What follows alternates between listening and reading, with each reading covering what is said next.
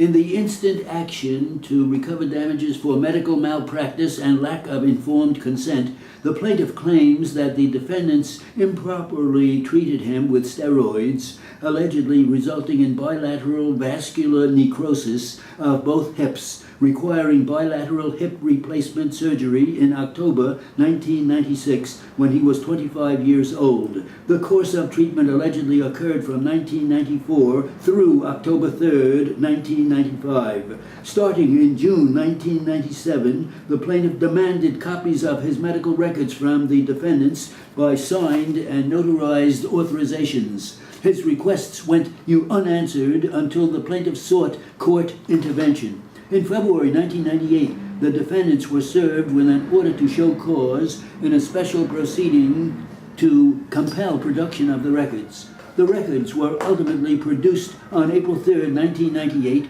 the last date before operation of the statute of limitations. That instant action was commenced in May 1998.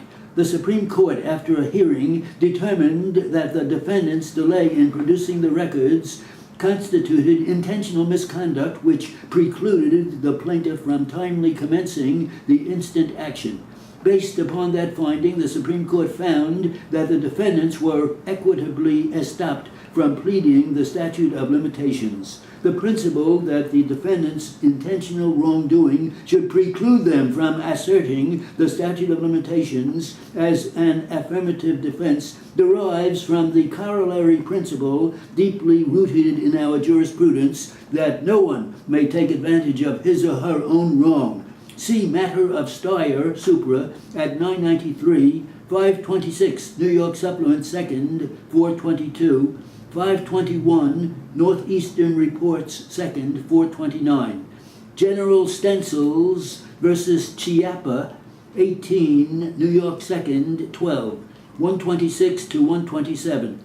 272, New York Supplement 2nd, 337, 219, Northeastern 2nd, 169. Where a medical malpractice claim is asserted, the patient's medical records are material to reaching a responsible decision on whether there is grounds for a lawsuit. See Arbiter versus Bahunin, Supra at 86, 428 New York Supplement 2nd, 99. The dissent acknowledges that the defendant's conduct was highly questionable.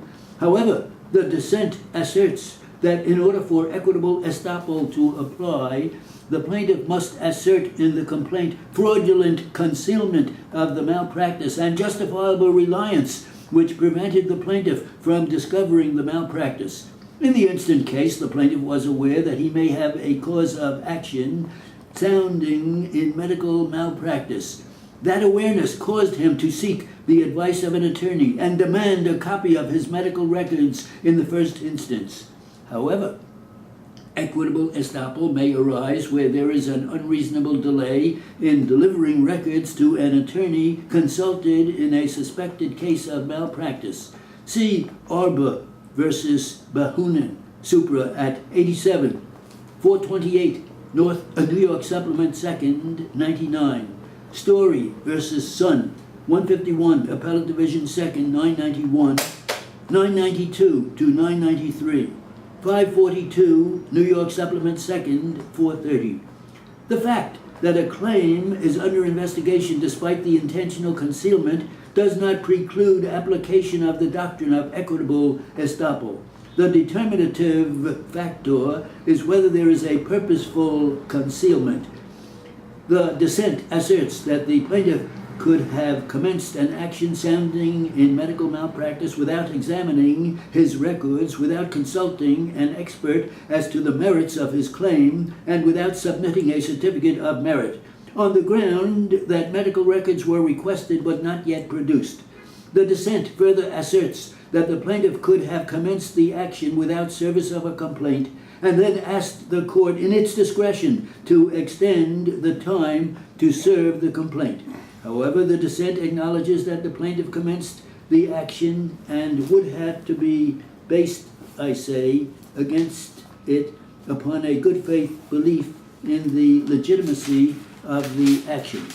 Now, indeed, the plaintiff's counsel could have been subject to sanctions pursuant to 22 New York Supplement 130, asserting a frivolous claim.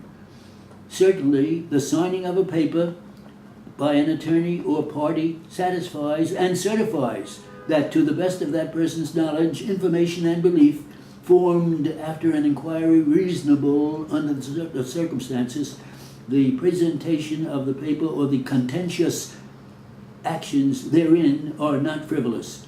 The appellants were in a position to know what was in the plaintiff's medical records, and that those records indicated that there was a good faith basis for commencement of the action.